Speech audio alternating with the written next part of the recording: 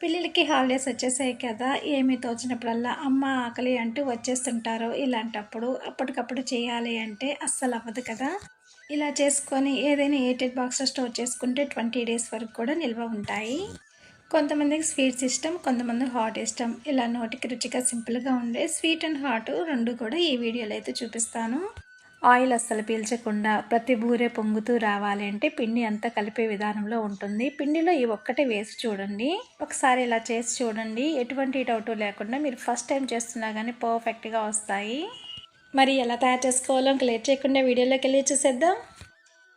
First 1 kilo సజ్జలు తీసుకొని రాళ్ళు మట్టిగడ్డలు లేకుండా శుభ్రంగా చేసుకొని వాటిని వాష్ చేసి నిండుగా నీళ్లు పోసి ఓవర్ నైట్ పాటు నానబెట్టుకోవాలి. మినిమం 7 నుంచి 8 గంటల పాటు నానబెట్టుకోవాలి. అప్పుడే బూరెలు పొంగుతూ వస్తాయి. ఓవర్ నైట్ తర్వాత నీళ్ళని వడకట్టేసి ఏదైనా పొడి క్లాత్ పైన హాఫ్ అన్ అవర్ పాటు ఫ్యాన్ కింద ఆరబెట్టుకోవాలి. జస్ట్ పైన ఉన్న తడి ఆరిపోతే సరిపోతుందండి. ఇప్పుడు వీటిని కొంచెం కొంచెంగా మిక్సీ జార్లో వేసుకొని లైట్గా బరక ఉండేలా గ్రైండ్ చేసుకోవాలి. ఇలా గ్రైండ్ చేసుకున్న తర్వాత మరీ బరకగా అనిపిస్తే రవ్వ జల్లెడతో జల్లించుకోండి, లేదా స్టైనర్తో అయినా జల్లించుకోవచ్చు. ఈ ప్రాసెస్ అంతా చేయలేని వాళ్ళు ఒకేసారి మిషన్కి అయినా పట్టించుకొని తీసుకోవచ్చండి. పిండి అంతా ఇలా రెడీ చేసుకున్న తర్వాత మనం బెల్లాన్ని డైరెక్ట్గా గ్రైండ్ చేసుకోలేం కాబట్టి కొంచెం పిండి మిక్సీ జార్లో తీసుకోవాలి. 1 కిలో సజ్జలకి హాఫ్ కిలో బెల్లం సరిగ్గా సరిపోతుంది. మనం సజ్జలు ఎంతైతే తీసుకుంటామో అందులో హాఫ్ క్వాంటిటీ బెల్లం అయితే తీసుకోవాల్సి ఉంటుంది. ఈ గ్రైండ్ చేసుకున్న బెల్లాన్ని పిండిలోకి వేసుకోవాలి. ఇప్పుడు మిక్సీ జార్లో 1/2 కప్పు వరకు ఎండు కొబ్బరి ముక్కలు, 10 ఇలాచీ వేసుకొని వీలైనంత ఫైన్గా గ్రైండ్ చేసుకొని ఇందులో వేసుకోవాలి. ఇప్పుడు 3 టేబుల్ స్పూన్ వరకు బియ్య పిండిని వేసుకొని అంతా బాగా కలిసేలాగా కలుపుకోవాలి. నేను అస్సలు నీళ్ళు అనేది వాడలేదండి, బెల్లంలో ఉన్న జిగురుకే పిండిని అయితే కలుపుకున్నాను. నీళ్ళు వేసుకోవాల్సిన అవసరం లేదండి, బెల్లంలో ఉన్న మాయిశ్చరే సరిపోతుంది. పిండి బాగా గట్టిగా అనిపిస్తే 1 or 2 టేబుల్ స్పూన్ వరకు వేసుకోండి. బెల్లంలో ఉన్న జిగురే సరిపోతుంది. పిండి మరీ గట్టిగా ఉండకూడదు, మరీ సాఫ్ట్గా ఉండకూడదు. చపాతీ పిండిలా కలుపుకోవాలి. ఇప్పుడు ఈ పిండిని మూత పెట్టి హాఫ్ అన్ అవర్ పాటు నానబెట్టుకోవాలి. హాఫ్ అన్ అవర్ తర్వాత ఈ పిండిని ఒకసారి బాగా నీట్ చేసుకొని మీడియం సైజు ఉండలుగా చేసుకోవాలి. ఇప్పుడు పీట పైన ఏదైనా తడి క్లాత్ అయినా, ఏదైనా పాలిథిన్ కవర్ అయినా, ఆయిల్ కవర్ అయినా తీసుకొని ఒకసారి నీళ్ళతో తడుపుకోవాలి. చెయ్యిని కూడా ఒకసారి నీళ్ళతో తడుపుకొని పిండి ముద్దను తీసుకొని లైట్గా వాటర్తో తడుపుకుంటూ పగులు అనేది రాకుండా బూరెల్లా ఒత్తుకోవాలి. మరీ పల్చగా ఉండకూడదు, మరీ మందంగా ఉండకూడదు, మీడియంగా ఉండేలా ఒత్తుకోవాలి. ప్యాన్లో డీప్ ఫ్రైకి సరిపడా ఆయిల్ హీట్ చేసుకొని ఆయిల్ బాగా హీట్ అయిన తర్వాత లో ఫ్లేమ్లోకి టర్న్ చేసుకొని ఒక్కొక్కటిగా వేసుకోవాలి. ఒకటి పైకి బాగా పొంగిన తర్వాత మాత్రమే మరొకటి వేసుకోవాలి, లేదంటే ఒకదానికొకటి అంటుకుంటాయి. ఆయిల్ అనేది సరిగ్గా కాగకపోతే బూరె అనేది పొంగదండి. మరీ ఆయిల్ హీట్ అయ్యిందంటే పైన కలర్ వస్తుంది కానీ లోపల వరకు ఉడకదు. మీడియం హీట్లో ఆయిల్ అనేది ఉండాలి. ఆయిల్ కాగిన తర్వాత మీడియం ఫ్లేమ్లోకి అడ్జస్ట్ చేసుకుంటూ ఫ్రై చేసుకోవాలి. ఈ విధంగా మంచి కలర్ వచ్చిన తర్వాత తీసుకొని ప్లేట్లోకి ట్రాన్స్ఫర్ చేసుకోవాలి. అదేవిధంగా మిగిలిన పిండిని కూడా చేసుకోవాలి. మనం బియ్య పిండి వేసుకోవడం వల్ల పై లేయర్ అనేది క్రిస్పీగా వస్తుంది. అంతే సింపుల్ కదా. మీరు ఫస్ట్ టైం చేస్తున్నా కానీ ఈ ప్రాసెస్లో చేసి చూడండి, పర్ఫెక్ట్గా టేస్టీగా వస్తాయి. ఇలా చేసుకున్నారంటే 10 to 15 డేస్ వరకు నిల్వ ఉంటాయి. పొంగుతూ చక్కగా వచ్చాయి కదా. మీరు ఒకసారి తప్పకుండా ట్రై చేసి ఎలా వచ్చాయో కామెంట్ సెక్షన్లో కామెంట్ చేసి చెప్పండి. ఆనియన్ రిబ్బన్ పకోడా అయితే చూపించబోతున్నాను. పండుగలకి అరిసెలు, చక్రాలు, జంతికలు ఎలా చేసుకుంటామో మా ఇంట్లో మా పిల్లల ఫేవరెట్ రెసిపీ అండి ఆనియన్ రిబ్బన్ పకోడా. ఇవి మా ఇంట్లో ఎప్పుడూ ఉంటాయి. మనం రకరకాల పిండిలు వేసుకొని రిబ్బన్ పకోడా చేస్తుంటాము, కానీ ఈసారి ఇలా ట్రై చేసి చూడండి. మీ ఫేవరెట్ రెసిపీలోకి ఈ రెసిపీ యాడ్ అవుతుంది. ఎటువంటి పిండిలు వేయకుండా శనగపిండి కానివ్వండి, మినపిండి ఇలాంటివి ఏమీ వేసుకోకుండా డిఫరెంట్ ఫ్లేవర్తో టేస్టీగా ఈ రిబ్బన్ పకోడాని ఎలా తయారు చేసుకోవాలో ఇంకా లేట్ చేయకుండా వీడియోలోకి వెళ్ళి చూసేద్దాం. ఫస్ట్ మిక్సీ జార్ తీసుకొని అందులో 3 పెద్ద ఆనియన్ తరుగుని వేసుకోండి. 50 గ్రాముల వరకు అల్లం తరుగు, 10 పచ్చిమిర్చి, మీ కారానికి తగినట్టుగా ఎక్కువ తక్కువని అడ్జస్ట్ చేసుకొని వేసుకోండి. వెల్లుల్లి పొట్టు వలిచినవి ఒక పెద్ద గడ్డ వరకు తీసుకొని వీటన్నిటిని వీలైనంత ఫైన్గా గ్రైండ్ చేసుకొని తీసుకోవాలి. 1/2 కిలో తడి బియ్య పిండి తీసుకున్నానండి. 1/2 కిలో రైస్ని నానబెట్టుకొని మిషన్కి పట్టించి ఆ పిండి అయితే తీసుకున్నాను. మీరు పొడిపిండి అయినా తీసుకోవచ్చు. ఇప్పుడు ఇందులో రుచికి సరిపడా సాల్టు, పావు టీ స్పూన్ వరకు పసుపు, 3 టేబుల్ స్పూన్ వరకు ఇంట్లో తయారు చేసుకున్న వెన్నను వేసుకోవాలి. ఈ వెన్న ప్లేస్లో మీరు ఆయిల్ అయినా డాల్డా అయినా వేసుకోవచ్చు. ఇప్పుడు గ్రైండ్ చేసుకున్న ఆనియన్ పేస్టు, 1 టీ స్పూన్ వరకు జీలకర్ర వేసుకొని సాఫ్ట్ డోలా కలుపుకోవాలి. నీళ్ళు అనేది అసలు వేసుకోకూడదండి. ఆనియన్ పేస్ట్లో ఉన్న మాయిశ్చరే సరిపోతుంది. మీరు ఎక్కువ క్వాంటిటీలో చేసుకోవాలి అంటే 1 కిలో రైస్కి పావు కిలో ఆనియన్స్ సరిగ్గా సరిపోతాయి. మీరు ఇంకా చేసుకునే క్వాంటిటీని బట్టి డబుల్ ఆర్ ట్రిపుల్ చేసుకోండి. తక్కువ చేసుకోవాలంటే హాఫ్ క్వాంటిటీలో తీసుకోండి. పొడి బియ్య పిండి తీసుకుంటే ఆనియన్ పేస్ట్ మరి కొంచెం ఎక్కువ వేసుకోవాల్సి ఉంటుంది. పిండి డ్రైగా ఉంటుంది కాబట్టి వాటర్ కంటెంట్ అనేది ఎక్కువ పడుతుంది. పిండి ఇలా చేతికి అంటుకోకూడదు. ఈ విధంగా సాఫ్ట్ డోలా ఉండాలి. అప్పుడే క్రిస్పీగా నోట్లో ఇట్టే కరిగిపోతాయి. ఇని మనం నానబెట్టుకోవాల్సిన అవసరం లేదండి, వెంటనే చేసేసుకోవచ్చు. ఇప్పుడు ఈ రిబ్బన్ పకోడా చేయడానికి ఒక కన్నం ఉన్న ప్లేట్ అయితే నా దగ్గర ఉంది, అదే తీసుకుంటున్నాను. మీ దగ్గర ఎక్కువ కన్నాలు ఉన్న ప్లేట్ అయినా తీసుకోండి. ఈ ప్లేట్ని మౌడ్ లోపల సెట్ చేసుకొని ఆయిల్ అప్లై చేసి సరిపడా పిండిని పెట్టుకొని మూత పెట్టుకోవాలి. డీప్ ఫ్రై సరిపడా ఆయిల్ పెట్టుకొని ఆయిల్ బాగా హీట్ అయిన తర్వాత లో ఫ్లేమ్లోకి అడ్జస్ట్ చేసుకొని ఆయిల్కి సరిపడా ఒత్తుకోవాలి. చుట్టల్లాగైనా ఒత్తుకోవచ్చు లేదా ఇలా విడివిడిగా అయినా ఒత్తుకోవచ్చు. ఇప్పుడు వీటిని రెండు వైపులా అటు ఇటు తిప్పుకుంటూ గోల్డెన్ కలర్ వచ్చేలాగా ఫ్రై చేసుకొని తీసుకోవాలి. ఆయిల్ బాగా హీట్ అయిన తర్వాత మాత్రమే ఇవి ఒత్తుకోవాలి, అప్పుడే మనకి క్రంచీగా వస్తాయి. ఈ విధంగా మంచి కలర్ వచ్చే వరకు ఫ్రై చేసుకొని తీసుకుంటే సరే, క్రంచీ రిబ్బన్ పకోడా రెడీ. ఇవి ఎన్ని తిన్నా బోర్ కొట్టవండి, తినే కొద్దీ తినాలనిపిస్తాయి. టేస్ట్ కూడా చాలా బాగుంటాయి.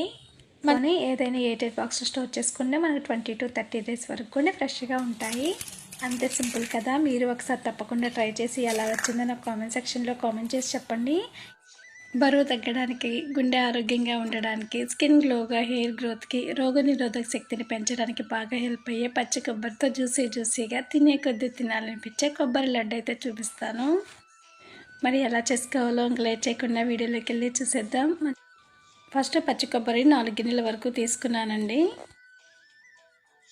మీరు బ్రౌన్ పార్ట్ అయినా తీసేసుకోవచ్చు. ఇక్కడ నేను బ్రౌన్ పార్ట్ అయితే తీయట్లేదు. పెద్ద కన్నాలతో ఉన్న గ్రేటర్ తీసుకొని బాగా తురుముకోవాలి. మిక్సీకైనా వేసుకోవచ్చు, మరీ ఫైన్గా కాకుండా కొంచెం కోర్స్గా గ్రైండ్ చేసుకోండి. చక్కగా ఈ విధంగా గ్రైండ్ చేసుకున్న తర్వాత ఏదైనా బౌల్ అయినా గ్లాస్ తోటైనా కొలుచుకోవాలి. ఈ కప్పుతో నాకు 3 కప్పుల వరకు వచ్చింది. ఏ కప్పుతో అయితే మనం కొబ్బరి కొలుచుకుంటామో అదే కప్పుతో 1 కప్పు కొబ్బరి తురుముకి 1/2 కప్పు వరకు బెల్లం సరిగ్గా సరిపోతుంది.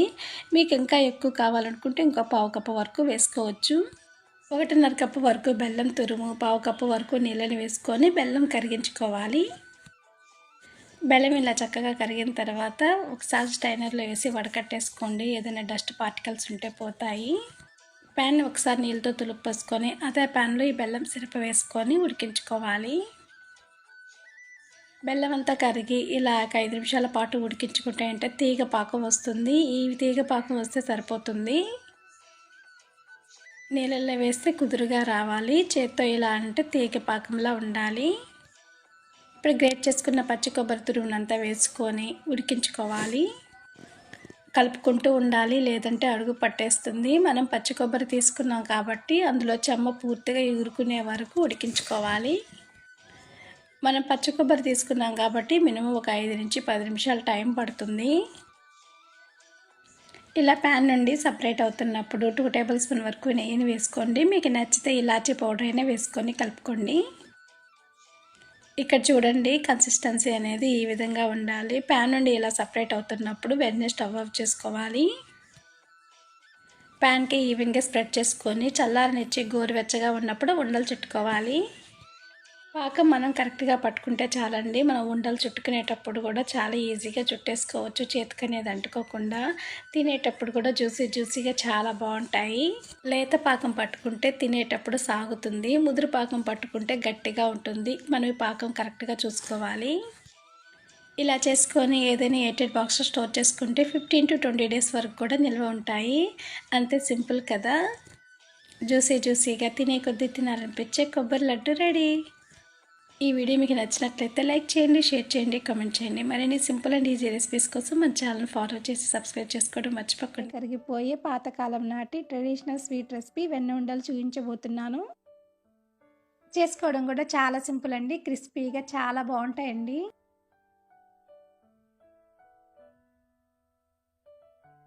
ఇవి ఎక్కువ క్వాంటిటీలో చేసుకొని ఎయిటెడ్ బాక్స్లో పెట్టుకుంటే 10 to 15 డేస్ వరకు నిల్వ ఉంటాయండి.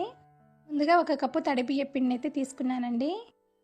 కప్పులో ఉన్న పిండిని స్పూన్తో గట్టిగా ప్రెస్ చేసి కప్పుకు నిండుగా పిండిని అయితే తీసుకోవాలి. ఇంకొంచెం పిండి అయితే పడుతుందండి. ఇంకో 2 టేబుల్ స్పూన్ల వరకు పిండి వేసుకొని కప్పుకు నిండుగా అయితే తీసుకోవాలి. ఈ విధంగా పిండి క్వాంటిటీ అయితే తీసుకోవాలండి. ఈ కప్పు తడి బియ్య పిండికి 3 టేబుల్ స్పూన్ వరకు వెన్న వేసుకోవాలి. నేను ఇంట్లో తయారు చేసుకున్న వెన్ననే తీసుకున్నానండి. మీరు బయట దొరికే వెన్ననైనా తీసుకోవచ్చు. వెన్న అంతా పిండికి బాగా పట్టేలాగా కలుపుకోవాలి. వెన్న కొంచెం ఎక్కువ వేసుకున్నా పర్వాలేదు, కానీ తక్కువ వేసుకుంటే ఏంటంటే వెన్న ఉండలు అనేది గట్టిగా వస్తాయండి. పిండిని ఇలా గట్టిగా ప్రెస్ చేసి చూస్తే ముద్దలా అవ్వాలండి. అప్పుడే వెన్న సరిగ్గా సరిపోయినట్లు. ఇప్పుడు ఇందులో కొంచెం కొంచెం పాలు వేసుకుంటూ కలుపుకోవాలి. తడి బియ్య పిండి కాబట్టి ఎక్కువ పాలేం పట్టదండి. పిండిని ఇలా బాగా ప్రెస్ చేసుకుంటూ కలుపుకోవాలి. అప్పుడే వెన్న ఉండలు పగలకుండా వస్తాయండి. పిండి ఈ విధంగా సాఫ్ట్గా ఉండాలండి. కొంచెం పిండిని తీసుకొని చెక్ చేసుకోండి. ఇలా బాల్లా చేస్తే ఎక్కడ పగుళ్ళు అనేది లేకుండా ఉండాలండి. నాకు పాలు ఎక్కువ పట్టలేదండి. 2 టేబుల్ స్పూన్ వరకు పాలు మాత్రమే సరిపోయాయి. ఎక్కడ పగులు లేకుండా వచ్చింది కదా. పిండి ఈ విధంగా సాఫ్ట్గా కలుపుకోవాలి.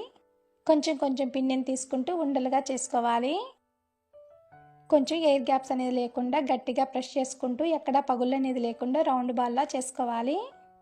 ఇలాగే పిండి మొత్తం చేసుకోవాలి. చేసిన వెన్న ఉండలు ఆరిపోకుండా ఎప్పటికప్పుడు మూతతో కవర్ చేసుకోవాలి. డీప్ ఫ్రైకి సరిపడా ఆయిల్ పెట్టుకొని ఆయిల్ హీట్ అయిన తర్వాత వెన్న ఉండలు వేసుకొని ఫ్రై చేసుకోవాలి. ఆయిల్ మరీ ఎక్కువ హీట్ అవ్వకూడదు, మీడియం హీట్లో ఉండేలా చూసుకోవాలి. ఆయిల్ హీట్ లేకపోయినా పిండి మరీ గట్టిగా ఉన్న వెన్న ఉండలు అనేది పగుళ్ళు వస్తాయండి. మీరు కావాలంటే అచ్చం మైదాతోనైనా చేసుకోవచ్చండి. అటు ఇటు తిప్పుకుంటూ గోల్డెన్ బ్రౌన్ కలర్ వచ్చే వరకు ఫ్రై చేసుకొని ప్లేట్లోకి తీసుకోవాలి. మీరు ఎక్కువ క్వాంటిటీలో చేసుకోవాలి అంటే 1 కిలో రైస్కి 250 గ్రాముల వరకు వెన్న వేసుకోవాల్సి ఉంటుందండి.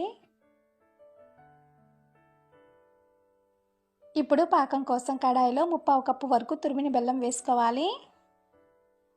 3 టేబుల్ స్పూన్ వరకు నీళ్ళను కూడా వేసుకోవాలి. బెల్లం పూర్తిగా కరిగి ఇలా పాకం థిక్ కన్సిస్టెన్సీ వచ్చే వరకు ఉడికించుకోవాలి. పాకం దగ్గర పడిన తర్వాత ప్లేట్లో కొన్ని నీళ్ళు పోసుకొని పాకం వేసి చూస్తే సాఫ్ట్ బాల్లా రావాలండి. వచ్చింది అంటే పాకం కరెక్ట్గా ఉన్నట్లు. బెల్లం గవలకి ఏ పాకం అయితే పట్టుకుంటామో అదే పాకం అండి. వెంటనే స్టవ్ ఆఫ్ చేసుకొని ఫ్రై చేసుకున్న వెన్న ఉండలను వేసుకొని కలుపుకుంటూ ఉండాలి. 1/2 టీ స్పూన్ వరకు ఇలాచీ పౌడర్ వేసుకొని వెన్న ఉండలు పగిలిపోకుండా స్లోగా కలుపుకోవాలి. పాకం పూర్తిగా వెన్న ఉండలకి పట్టేలా కలుపుకోవాలి. ఇవి ఇలా 2 నుంచి 3 నిమిషాలు కలుపుతూ ఉంటే ఒకదానికొకటి అంటుకోకుండా పాకం అనేది వెన్న ఉండలకి బాగా పడుతుందండి. ఇవి కలపకుండా వదిలేసాము అంటే పాకం వెన్న ఉండలకి అనేది పట్టదండి, అడుగుకు చేరుతుంది. ఇవి చల్లారాక ఎయిటెడ్ బాక్స్లో పెట్టుకుంటే 10 to 15 డేస్ వరకు ఫ్రెష్గా ఉంటాయండి. చెక్కలు అయితే చూపించబోతున్నాను. చాలా ఈజీ రెసిపీ అండి. హాట్ ఇష్టపడే వాళ్ళకి చాలా బాగా నచ్చుతుంది. ఈ చెక్కలు క్రిస్పీగా రావాలి అంటే అంత పిండి కలిపే విధానంలో ఉంటుందండి. మరి ఈ చెక్కలు క్రిస్పీగా టేస్టీగా ఎలా చేసుకోవాలో లేట్ చేయకుండా వీడియోలోకి వెళ్ళి చూసేద్దాం. మన ఛానల్ ఎవరైనా ఫస్ట్ టైం చూస్తున్నట్లయితే please subscribe Soujanya Srinivas kitchen. పక్కనే ఉన్న బెల్ ఐకాన్ క్లిక్ చేయండి. వీడియో పెట్టగానే నోటిఫికేషన్ వస్తుంది. ఫస్ట్ మిక్సీ జార్ తీసుకొని అందులో 15 నుండి 20 పచ్చిమిర్చి అలాగే 20 గ్రాముల అల్లం కూడా వేసుకొని ఫైన్గా గ్రైండ్ చేసుకోవాలి. ఇక్కడ నేను పొడి బియ్య పిండి 1 కిలో తీసుకుంటున్నానండి. నేను 1 కిలో క్వాంటిటీకి సరిపడా చూపిస్తున్నానండి. ఇక్కడ నేను చిన్న గరిటెతో 2 గరిటెలు నెయ్యి వేసుకుంటున్నానండి. ఈ నెయ్యి 4 టేబుల్ స్పూన్ వరకు ఉంటుంది. ఈ నెయ్యి ప్లేస్లో మీరు నూనెనైనా వేసుకోవచ్చు.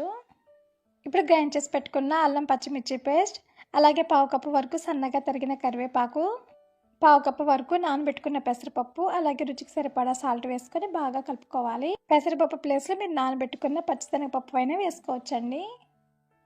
కరివేపాకు అలాగే పచ్చిమిర్చి అల్లం పేస్ట్ని బాగా పిండికి పట్టేలాగా మిక్స్ చేసుకోవాలి.